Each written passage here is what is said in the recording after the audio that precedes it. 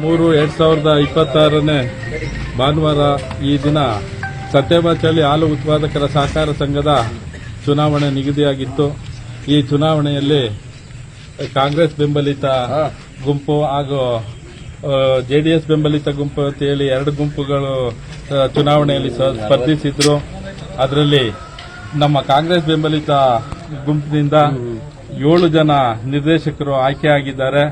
ಆ 7 ಜನ ನಿರ್ದೇಶಕರ ಆಯ್ಕೆಗೆ ಸಹಕರಿಸಿದಂತ ನಮ್ಮ ಸತ್ಯಬಾಚಳ್ಳಿ ಹಾಲು ಉತ್ಪಾದಕರ ಸಹಕಾರ ಸಂಘದ ಎಲ್ಲಾ ಷೇರು ಸದಸ್ಯರಿಗೆ ಹಾಗೂ ಅಕ್ಕಪಕ್ಕದ ಗ್ರಾಮದ ಎಲ್ಲಾ ಸದಸ್ಯರುಗಳು ಹಾಗೂ ಇಲ್ಲಿ ಏನು ಸಹಕಾರವನ್ನು ನೀಡಿದಂತ ಎಲ್ಲ ನಮ್ಮ ಸತ್ಯಬಾಚಳ್ಳಿ ಹಾಗೂ ಸುತ್ತಮುತ್ತಲಿನ ನಾಯಕರುಗಳು, ಅದರಲ್ಲೂ ಹೆಚ್ಚಿನದಾಗಿ ಮುತುವರ್ಜಿಯನ್ನ ನಮ್ಮ ಸತ್ಯಬಾಚಳ್ಳಿ ಸುರೇಶ್ ಅಣ್ಣವರ ನೇತೃತ್ವದಲ್ಲಿ ಮಾಡಿದ್ದಾರೆ.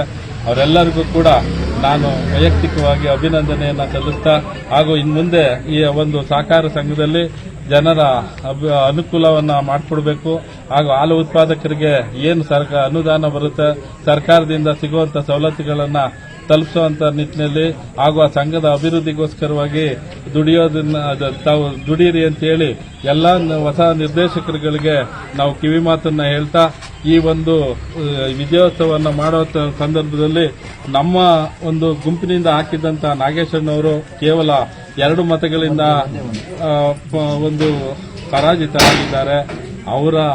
ಅವರಿಗೂ ಕೂಡ ಮುಂದಿನ ದಿನಗಳಲ್ಲಿ ಬೇರೆ ರೀತಿ ನ್ಯಾಯವನ್ನು ಒದಗಿಸಿಕೊಡುವಂತ ಕೆಲಸವನ್ನ ನಮ್ಮ ನಾಯಕರೆಲ್ಲ ಮಾಡಲಿ ಅಂತ ಹೇಳಿ ಕೇಳ್ಕೊಂತ ನೀವೆಲ್ಲರೂ ಸೇರಿ ಈ ಹಾಲು ಉತ್ಪಾದಕರ ಸಂಘದವರು ಮಾಡಿರ್ತಕ್ಕಂಥ ಒಂದು ಆಯ್ಕೆಗೆ ನಾವು ಎಲ್ಲರಿಗೂ ಮತ್ತೊಮ್ಮೆ ವೈಯಕ್ತಿಕವಾಗಿ ಅಭಿನಂದನೆಯನ್ನ ಸಲ್ಲಿಸ್ತಾ ಇದ್ದೀನಿ.